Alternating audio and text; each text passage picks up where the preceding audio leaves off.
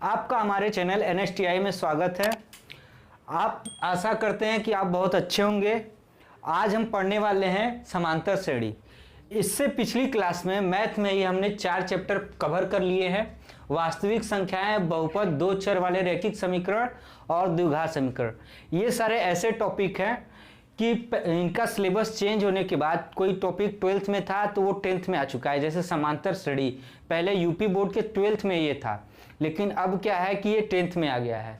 इसी प्रकार ये जो 4 चैप्टर है ये देखने में तो हल्के हैं, लेकिन अगर इसका कॉन्सेप्ट सही से नहीं क्लियर रहता है स्टूडेंट्स को तो बाद में जो है कि दिक्कत हो जाता है, इस वजह से, क्योंकि इन सारी चीज़ों का यूज बहुत ज़्यादा बाद में होता है। चलिए स्टार्ट करते हैं आज हम समांतर श्रेणी। देखिए सबसे पहले हम जानते हैं कि श्रेणी क्या होता है। तो श्रेणी ऐसी चीज होती है दोस्तों कि एक स्पेसिफिक पैटर्न में, मतलब कि जो जितने भी टर्म हैं, टर्म होगा, श्रेणी है मतलब स्टार्ट टू एंड होगा उसका। सपोज दैट कुछ भी ए बी सी ऐसे करके है, ठीक है, इसको श्रेणी बोलते हैं सबसे पहले। अब आते हैं, देखिए श्रेणी का एक जो है कि प्रॉपर्टी क्या होगा कि एक स्पेसिफिक पैटर्न में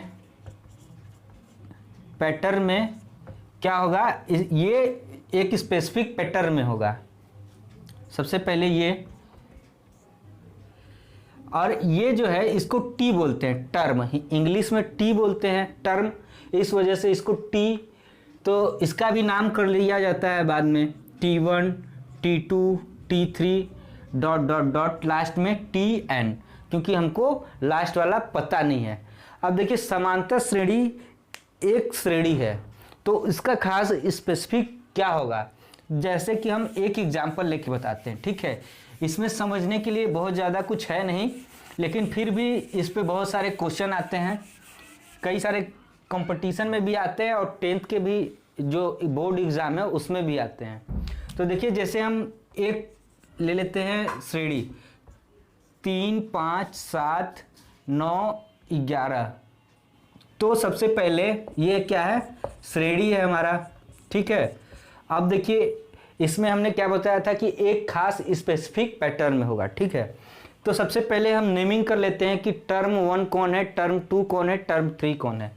सिंपल इसी तरीके से करते हैं। श्रेणी बहुत सारी होती है, ठीक है, जैसे समांतर श्रेणी, गुणोत्तर श्रेणी, हरात्मक श्रेणी, लॉगरिथमिक, क्या क्या होता है, एक्सपोनेंशियल, बहुत सारा होता है। लेकिन हमें यहाँ पे किस पे ध्यान देना है, समांतर श्रेणी पे। तो ये कौन सा हमारा हो जाएगा, टर्म नंबर 1, इसको बोलते हैं T1, ये हो गया T2, ये हो गया T3, ये हो गया T4, ये हो गया T5। अब देखिए ये तो हमने नेमिंग कर लिया। अब इसके बाद हम जानेंगे कैसे कि समांतर श्रेणी है। तो जानने के लिए क्या करेंगे कि जो हमारा अगला वाला टर्म है जस्ट उससे पिछला वाला उसमें घटाएंगे, ठीक है। तो T2 है पहला, ये है तो अगला वाला इसके कौन है, T2, तो हम क्या करेंगे T2 माइनस T1, और ये बराबर होगा किसके, T3 माइनस T2, और ये बराबर होगा किसके, T4 माइनस T3, और ये बराबर होगा किसके, T5 माइनस T4। इस तरीके से खास पैटर्न बनेगा। क्यों खास पैटर्न बनेगा, क्योंकि हम पिछले वाले से इसका जो इसमें जो है कि पिछले वाले से इसके ये वाला टर्म घटा रहे हैं, तो आगे वाले से पीछे वाले को घटा रहे हैं और उसको बराबर बराबर आते जाएगा। देखिए किस तरीके से, अगर हम यहाँ पे T2 क्या है हमारा 5 है और T1 कितना है 3, तो 5 माइनस 3 करेंगे तो 2 आएगा। आप देखिए ये बराबर होगा किसके, T3 माइनस T2, तो T3 7 है और T2 कितना है 5, तो 7 में से 5 गया 2। अब यहाँ बराबर आ जाएगा T4 माइनस T3, तो T4 9 है, T3 कितना है 7, घटाइए 2 आएगा। और यहाँ पे देखिए T5 यानी 11 माइनस 9 इज इक्वल टू 2। अब देखिए ये जितने भी आए हैं हमारे घटाने के बाद, ये देखिए सब बराबर है। तो सबसे पहले यही तो है, क्या है, पहचान। समांतर श्रेणी की पहचान यही है कि अगले पद से उसका जस्ट पिछला वाला पद जो है या टर्म घटाएंगे हम, तो जितना आएगा वही बार बार आते जाएगा, ठीक है। इस वजह से हम क्या बोलेंगे, इसको समांतर श्रेणी। अब देखिए ये जो हमने श्रेणी लिखा था ये भी क्या है, समांतर श्रेणी। इसको बोलते हैं अरिथमेटिक प्रोग्रेशन, एपी। बात समझ में आ गया, इंग्लिश में अरिथमेटिक प्रोग्रेशन बोलते हैं। ये हो गया। अब हम कोई और एग्जाम्पल लेते हैं, ठीक है। एग्जाम्पल लेते हैं तो हम मान लीजिए ये एग्जाम्पल लेते हैं 6, 9, 12, 15, 18 ... ठीक है। लास्ट में n होगा। अब देखिए ये T1 है, ये T2 है, ये T3 है, ये T4 है, ये T5 है, ठीक है। अब यहाँ के बाद क्या करेंगे, हम घटाएंगे। देखिए T2 - T1 = 3। यहाँ पे भी कितना आ जाएगा, देखिए 12 - 9 = 3, 15 - 12 = 3, 18 - 15 = 3। देखिए सब इक्वल है, यानी हम जब घटा रहे हैं आगे वाले पद से उसका जस्ट पीछे वाला पद तो बराबर आ रहा है, यानी ये भी क्या है, एपी है। बात समझ में आ गया। पहचान कैसे करेंगे, श्रेणी। सबसे पहले तो देखेंगे वो श्रेणी है कि नहीं, इस तरीके से दिया हुआ है कि नहीं। उसके बाद पहचान क्या है, ये बात तो समझ में आ गई समांतर श्रेणी का। अब देखिए इसमें बहुत सारे चीज़ कैलकुलेट किए जाते हैं। अब हम आते हैं समांतर श्रेणी पे कि किस चीज़ को क्या बोलते हैं, ठीक है। तो देखिए इसको हम मिटा लेते हैं। अब इसके बाद हम जानेंगे कि श्रेणी में क्या क्या जानना होता है। तो देखिए ये जो पहला टर्म होता है T1, जो T1 होता है इसको क्या बोलते हैं हम, प्रथम पद, और इसको A से निरूपित करते हैं। बात समझ में आ गया। हमको आगे जाने के लिए इसी चैप्टर में सवाल करने के लिए ये सब जान के एक फॉर्मूला है, 2 फॉर्मूला है, उस पर रख के हम सारे क्वेश्चन को सॉल्व करने की कोशिश करेंगे। तो सबसे पहले ये T1 है। अब बात समझ में आ गया। और जो लास्ट वाला पद होता है हमारा उसको बोलते हैं Tn, लास्ट पद। बात समझ गया। लास्ट पद को Tn बोलते हैं और प्रथम पद को T1। इसको A से दिखाते हैं। बात समझ में आ गया। अब देखिए ये जो है T2 - T1, T3, इसको क्या बोलते हैं, D, यानी सार्वंतर।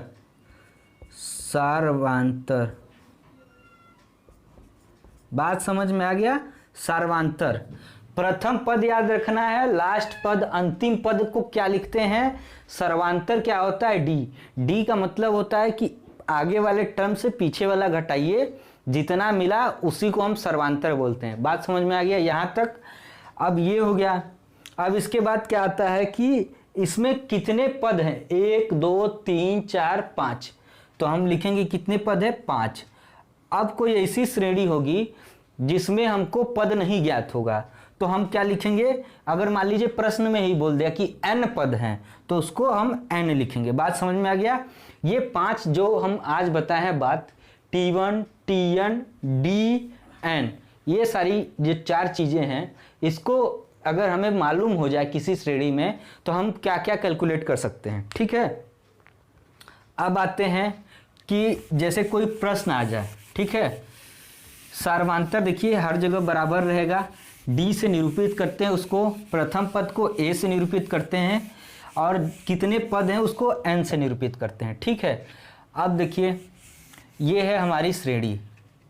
कितने पद हैं, तो हमें 5 पद पता है। अगर हमको कह दे कि 12वां पद निकालो तो हम एक फॉर्मूला आता है Tn, इसको ध्यान से देखिएगा, A + n - 1 × D। अब बात समझ में आ गया। ये एक छोटा सा फॉर्मूला है। आप ऐसे भी निकाल सकते हैं कि 5वां पद 11 है तो 6वां 13 होगा, लेकिन थोड़ा देर लगेगा। कोई मान लीजिए टफ श्रेणी आ गई तो आप नहीं निकाल पाएंगे, तो यहाँ वैल्यू को पुट करेंगे, आपका निकल जाएगा। हमें क्या करना है, हमें प्रश्न है, ये क्वेश्चन है कि 12वां, ये जो श्रेणी उसी का 12वां पद ज्ञात करें, ठीक है, ज्ञात करें। ये बात समझ में आ गई। अब हमें क्या करना है कि देखिए इसका A कितना है, प्रथम पद 3 है, हमको कौन सा पद निकालना है, 12वां। समझ गए। तो n बराबर 12 होगा और -1 तो फार्मूले में है, और d कितना है तो 5 - 3 = 2 आएगा, तो 2 हो गया। गुणे है, गुणा का ये डॉट जो है मल्टीप्लाई का है। और ये देखिए tn यानी हमको 12वां, n बराबर 12 रखे हैं तो t12 बराबर कितना आ जाएगा 3। आज देखिए 12 - 1 बराबर कितना हो जाएगा 11, 11 × 2 कितना हो जाएगा 22, तो 22 हो गया। अब देखिए कितना हो जाएगा 22 और 3 25, यानी हमारा 12वां पद कितना होगा 25। इसी तरह से इस श्रेणी का कोई भी पद पूछे जो हमको नहीं पता है, इस फॉर्मूले के थ्रू हम निकाल सकते हैं। ए क्या है पता चल गया, एन क्या है ये तो हम जानते हैं नंबर ऑफ पद, कितने पद हैं, डी क्या है सर्वंतर, आई टी एन क्या है जो हमें पद निकालना है, यानी टर्म नंबर 12 अंग्रेजी में इस तरीके से समझ सकते हैं, यानी पद संख्या 12। ये बात इतनी समझ में आ गई। अब इस तरीके से हम सारे का देखिए निकाल के हम एक तो क्वेश्चन हमने कर लिया। अब हम आते हैं दूसरे प्रश्न की ओर। तो हमारा दूसरा जो प्रश्न है उसमें एक श्रेणी दी हुई है, अब उसमें से हम सारी चीज़ें हम कैलकुलेट करना सीखेंगे, ठीक है। तो सबसे पहले श्रेणी को ही लिख लेते हैं। श्रेणी को लिखने के बाद पता करेंगे हम, जब श्रेणी लिखेंगे तो ये देखना है कि प्रथम पद दिया है कि नहीं, ठीक है। हो सकता है बीच में से श्रेणी लिख दी गई हो। तो क्वेश्चन है हमारा 6 है, 9 है, 12 है, 15 है, फिर 18 है, फिर डॉट डॉट डॉट। अब हमारा प्रश्न ये है, यहाँ पे बताइए कि इसका 10वां पद क्या है, ठीक है। ये हो गया प्रश्न। अब देखिए सबसे पहले तो चेक कर लीजिए कि समांतर श्रेणी है कि नहीं। तो चेक कर लीजिए, T2 - T1 3 हुआ, T3 - T2 3 हुआ, यानी ये 2 बार चेक करने के बाद बराबर आ रहा है, यानी ये है। और इसी को हम क्या बोलते हैं D।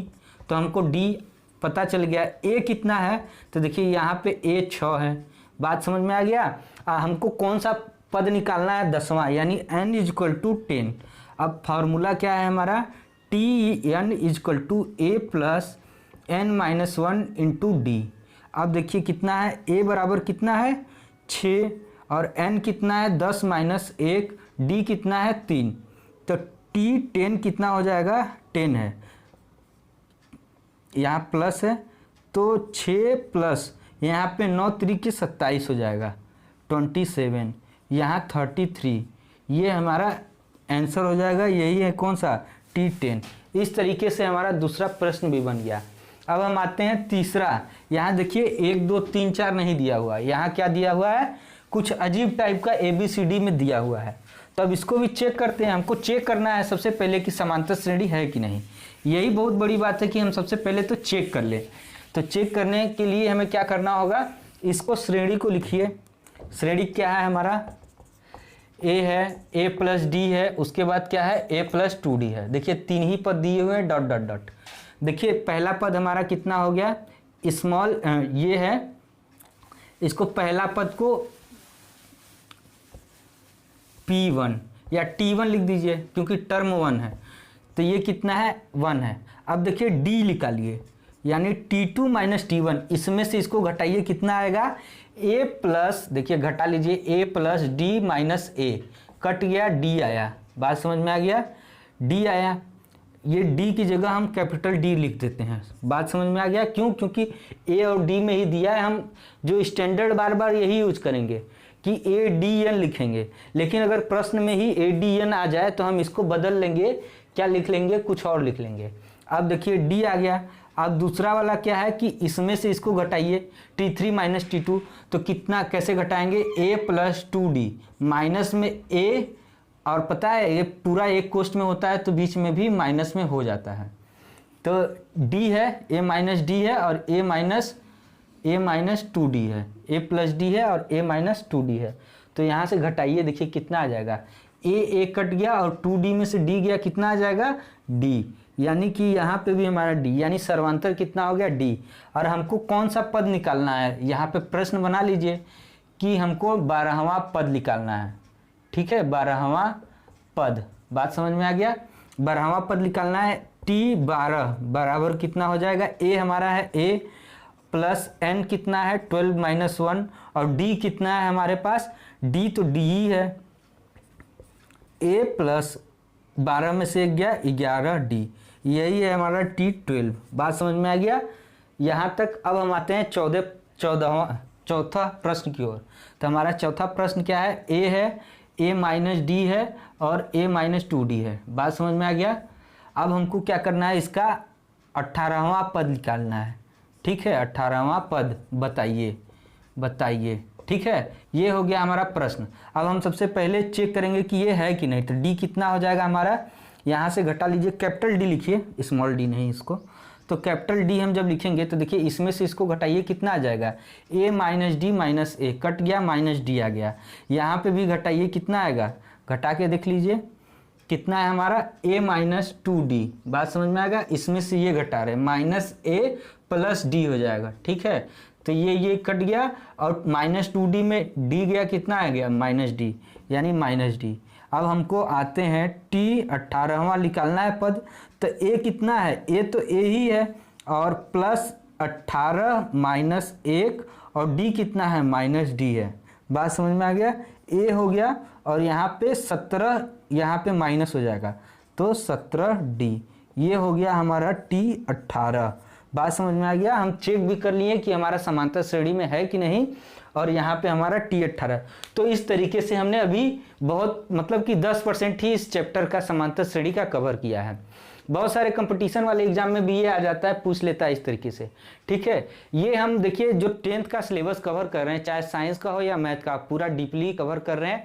आपको ऐसा किसी यूट्यूब चैनल पे नहीं मिलेगा कि पूरा यूपी बोर्ड का 10th और 12th का दोनों का, या 10th का, ये सिर्फ साइंस और मैथ एक स्पेसिफिक ढंग से। जब आप वीडियो के डिस्क्रिप्शन में जाएंगे या फुल वीडियो में जाएंगे तो वहाँ पे देखेंगे कि एक मतलब कि सजावट के, तो मतलब कि एक सही तरीके से वहाँ पे होना चाहिए। लेकिन बहुत सारे जगह पे छोटे छोटे टॉपिक पे बना दिए जाते हैं वीडियो, पूरा सिलेबस नहीं डीपली कवर किया हुआ रहता है। लेकिन हमारे चैनल पे सब कुछ कवर किया हुआ है, तो आप पढ़ते रहिए, बहुत अच्छा है।